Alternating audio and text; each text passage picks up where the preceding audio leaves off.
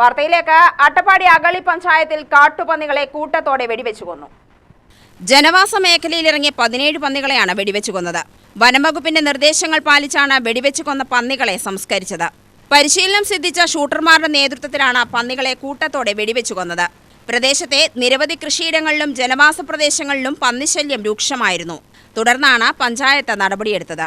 കാട്ടുപന്നികളുടെ ശല്യം അതിരൂക്ഷമായിട്ടുള്ള ഒരു പഞ്ചായത്താണ് അഗളി ഗ്രാമപഞ്ചായത്ത്. കർഷകരെ സഹായിക്കുന്നതിന് വേണ്ടിയിട്ടാണ് ഈ നടപടികൾ സ്വീകരിച്ചിട്ടുള്ളത്. ഇനിയും അത് തുടരും.